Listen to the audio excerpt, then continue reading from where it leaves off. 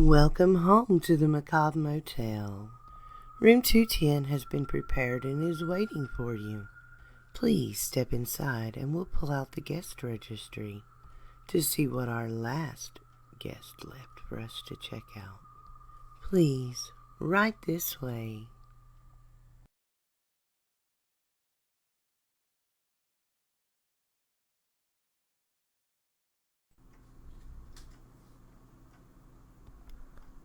I see you sleeping, so peaceful, so blissfully unaware. The gentle rise and fall of your chest in perfect synchronicity to the throbbing ache within me. Yes, I see you. It's been almost 5 years since you moved here. I remember it like it was yesterday. In fact, I can still remember the man who lived there before you. Died in a terrible accident. Just terrible. The place sat empty for 7 long years before you came. And then you showed up. 19 and ready to take on the world. Full of promise. I watched you move in. You never noticed me there. But I was there. A body has to know who's moving into their neighborhood to make sure it's kept safe and secure. So I was there, watching to see who you were. It was innocent enough at first. I only wanted to know who you were, what kind of man you were going to be. I followed you around town, to and from work a couple of times. I saw no reason for concern, but I thought, maybe, just maybe, a deeper investigation was warranted, just to make sure that you were safe to be here. That's when I started going into the special room.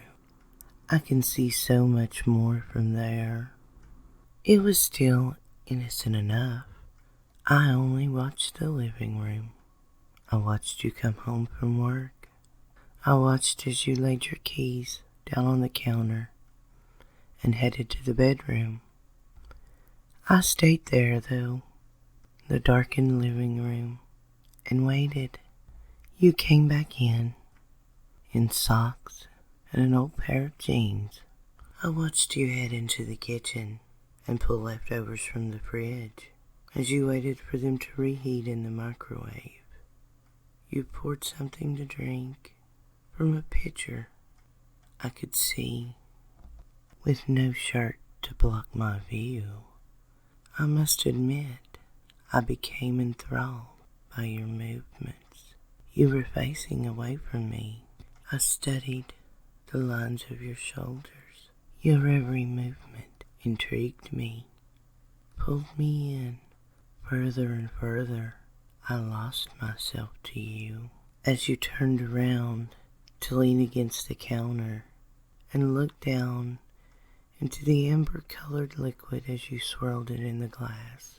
I knew then that I had a new purpose. Everything changed. The loss of your predecessor to his sad, unfortunate demise no longer seemed to matter. One by one, I clicked the rest of the feeds, and I watched you all night. I watched you sit down at the table and eat all alone, or so you thought. I watched as you spent the next 3.5 hours kicked back in total relaxation on the couch, watching TV. I watched as you looked up at the clock, stood up and stretched, and then head to the bathroom. As first one sock and then the other were tossed into the hamper. I considered switching the feed off, but for some reason, I just couldn't bring myself to do it. And as you stood and slid the jeans from your body, my heart began to pound. My pulse and my breathing deepened and quickened as I stared, my fingers tracing your shape on the screen. You stepped into the shower then. The clear glass door closed behind you, and then the water began to run over you as your hands began to move on your perfect body. Something within me awoke, and I have been watching ever since that fateful night. That's not to say that there haven't been problems over the past 5 years. It was never a surprise that such a perfect man would attract many women, and though some of them eventually became problems, most of them were relatively easy to get rid of. Lucky for me, in a 5-year time, only 3 have been serious enough to call problems. The only real surprise was the fact that none of them, not a single one, was fit to grace your bed, and yet you allowed it. I bet if I thought hard enough, I could remember all 3 names of all 3 repeat offenders. Let's see. What was that little bitch's name? Oh, pardon me. How rude. What was that young lady's name? Yes, Casey. So sad. And you had really started to like her, too. Had some truly horrible nightmares about that one, didn't you?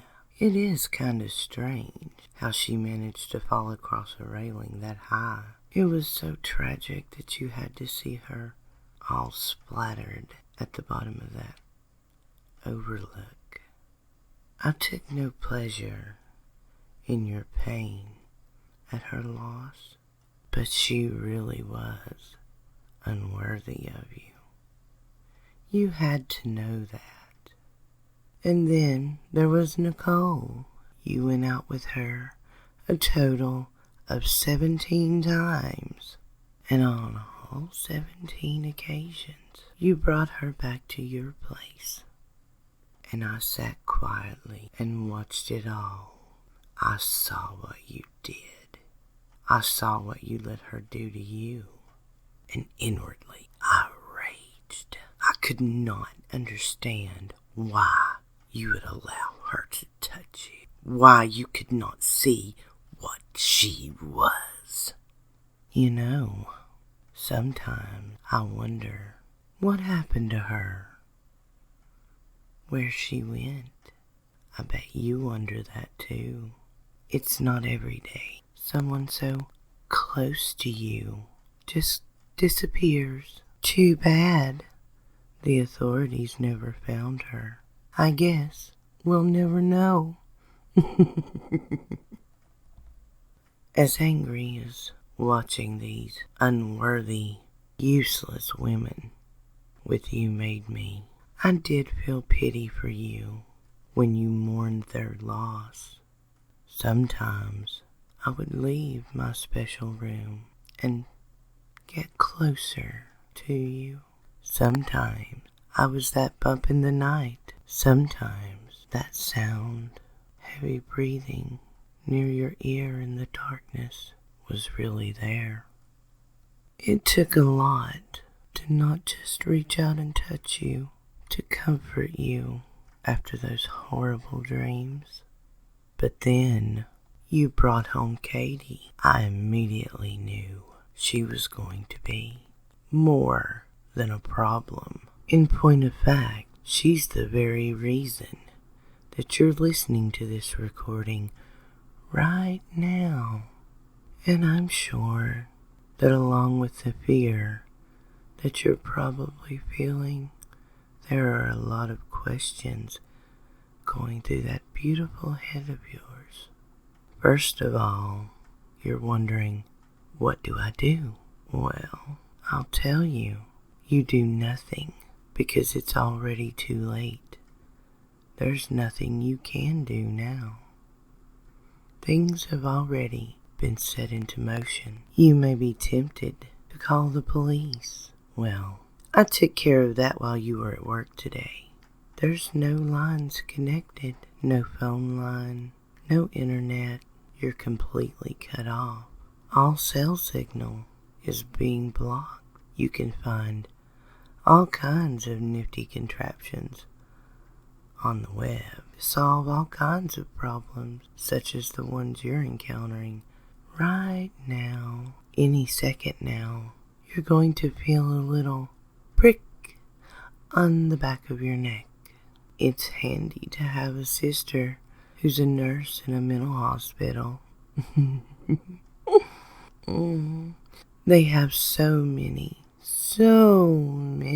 nice drugs to keep the patients compliant. Don't worry, it won't kill you. You won't be able to move voluntarily, but you'll still be able to hear, still be able to see, and all of your subconscious and involuntary responses will still be intact. Don't worry. When your body begins to topple down on itself and you begin to fall to the floor, have no fear.